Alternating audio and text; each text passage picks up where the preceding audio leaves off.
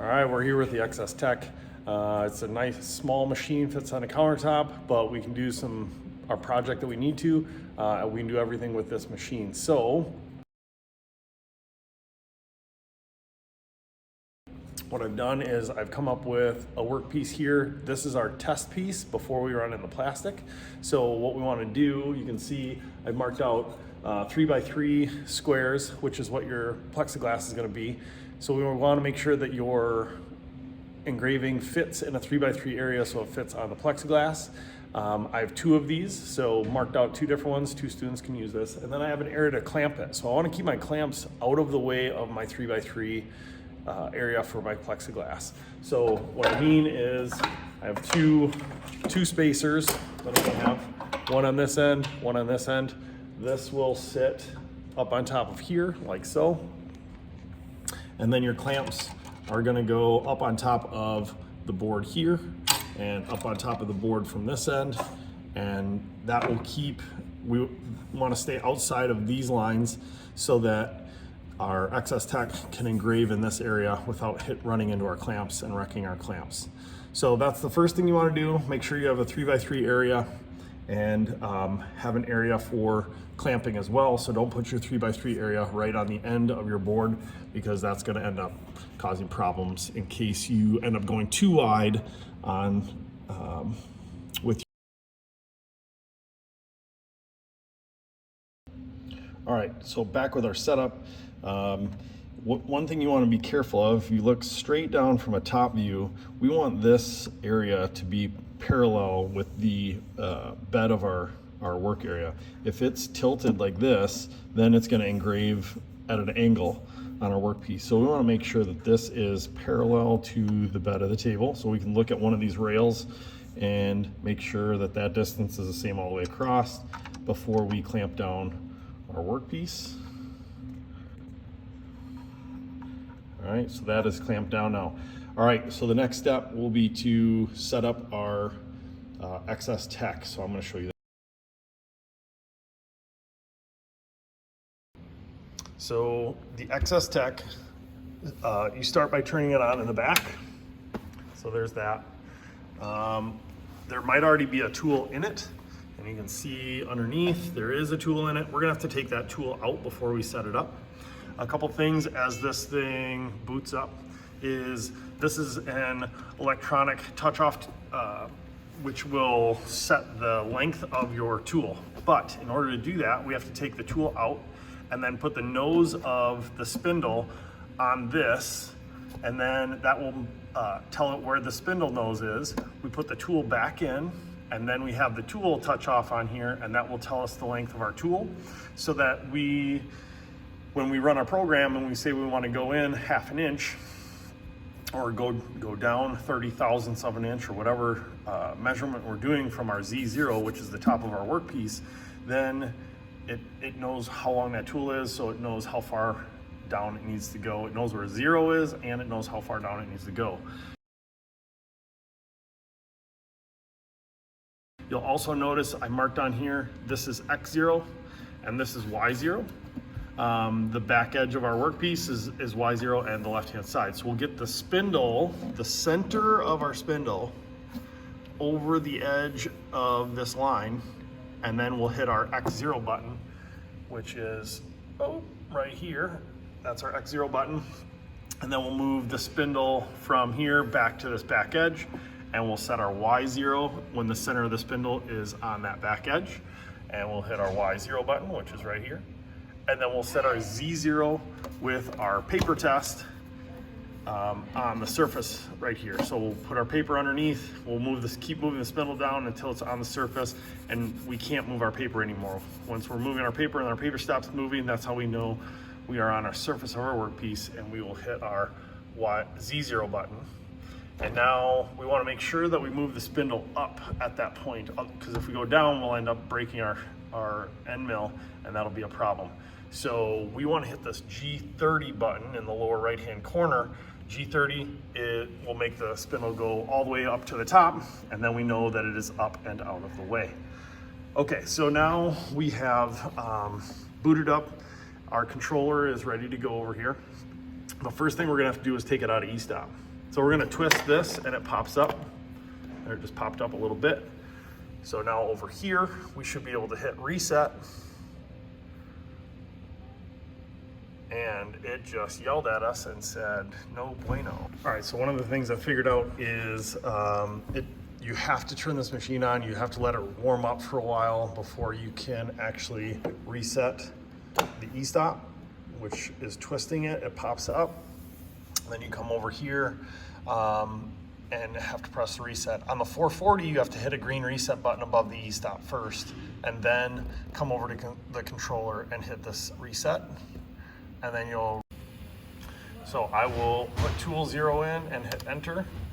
And now I can go back to my probe tab, go up here to the ETS, and I'm going to reference my spindle, and it's gonna come down and touch. And there you go, now it knows where the spindle's at. So then you put the tool back in, and then we'll come over here to offsets. On the offsets, we're gonna find the tool we want, which is tool 5, and we're gonna put move tool set length, move in set tool length, and that'll tell us how long our tool is for after we've put it. Anytime you change out your tool, you have to do this. All right, one thing I'll say is you want as much of that tool in the collet as possible. So you can see here's the taper. I'm not on the taper, but this tool is not very long. That'll prevent any flex in the tool. So I'm gonna go to G30 over here to get my tool back up into the air. All right, now my tool is back up. And I'm going to press this move and set tool length. And we're gonna measure tool 5. So it just yelled at me. Here's tool 5. So now I'm gonna press offset and move and set tool length. I'm setting tool 5 and the length of that tool. So it is currently moving over to the spot where I have it set, G37, and it just found the tool length, and now it's going to change the number, and now I have the new tool length. So every time I change that tool, I might have it in the collet a little further or out a little further, and so we need to check that tool length every time we change out a tool. We'll reset the tool length every time. All right.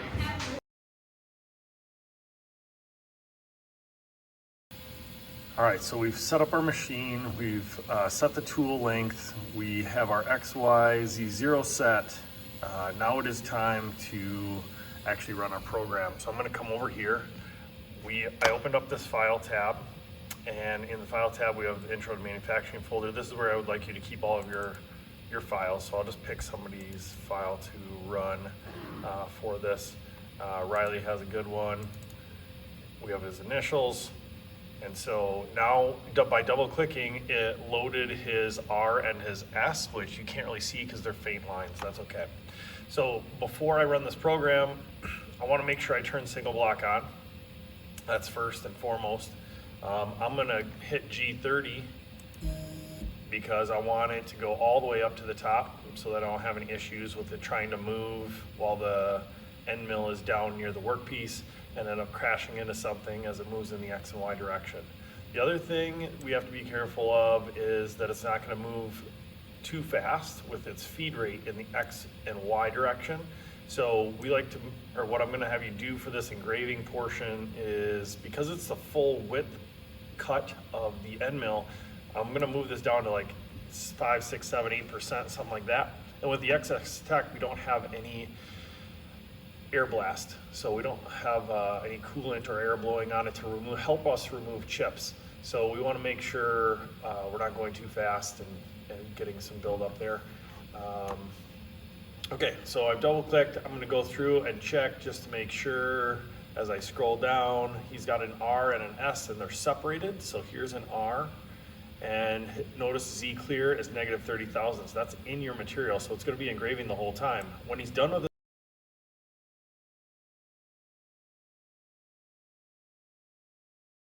R, we changed our Z to a positive number. That means if our workpiece, the top of our workpiece is Z0, a positive number is above our workpiece. So we're coming out of the workpiece before moving on to his next file, which is the inner part of the R, that little circle at the top.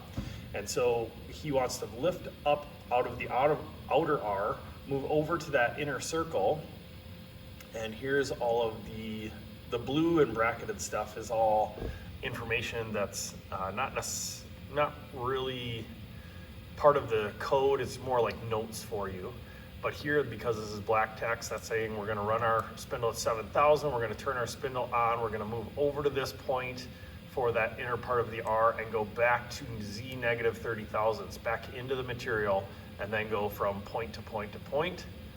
When we're done with that inner part of the R, we want to, again, Z 0.5, it's a positive number, lift up out of the material, 1/2 inch above your material, and then go to our, whoops, right here, it says, he labeled this his S, so now it's gonna move over to his S.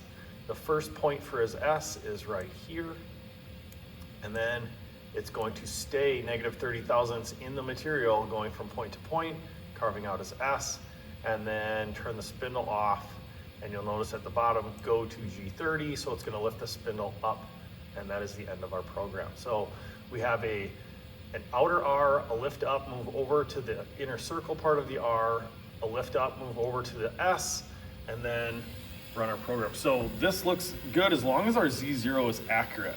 So let's run this here in just 1 second.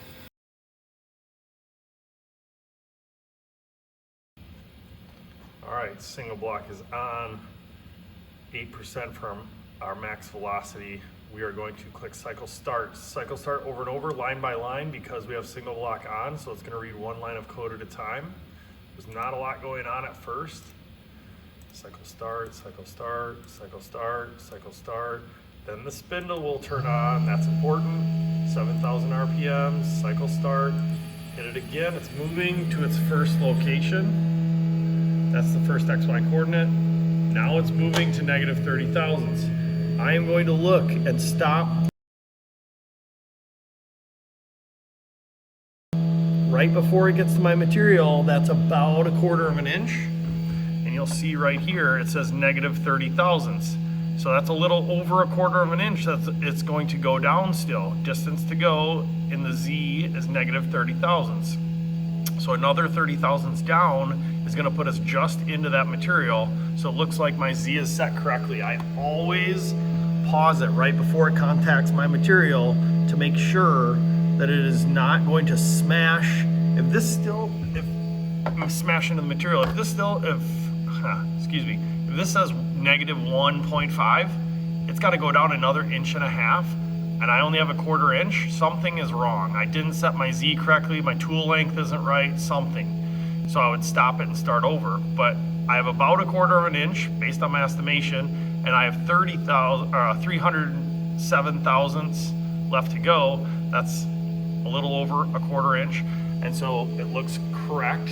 So I'm actually going to turn single block off and start running my program with cycle start. Hand on the space bar. Pressing space bar, just like that, doesn't stop the spindle, but it does stop the feed rate. So I'm gonna turn my max velocity down to 5 and cycle start again. If I think something is going wrong, space bar, and then I would hit E-stop, and that would stop the spindle. So space bar stops the feed rate.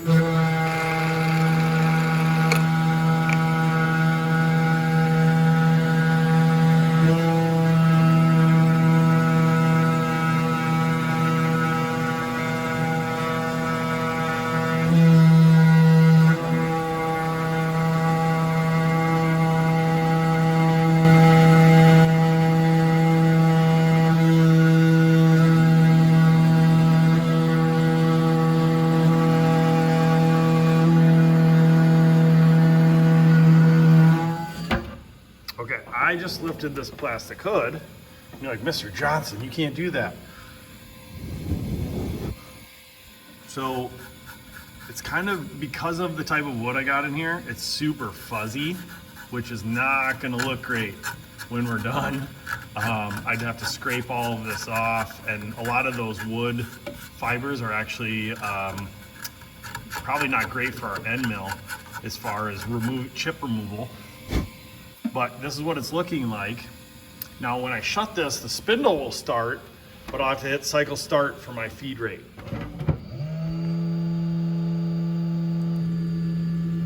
So it's done with the outer R, it's going to do the inner R.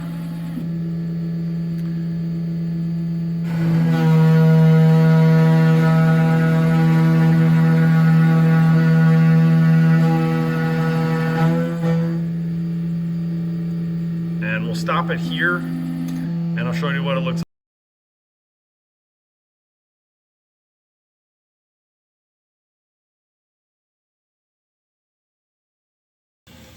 All right, so now the setup for the plexiglass. I clamped my piece of aluminum in here, keeping this edge straight along with this rail. So keep the same gap all the way across. And then also I put my plexiglass on my aluminum with double-sided tape. Now it is hanging over the edge a little bit, and I have a little bit hanging over here.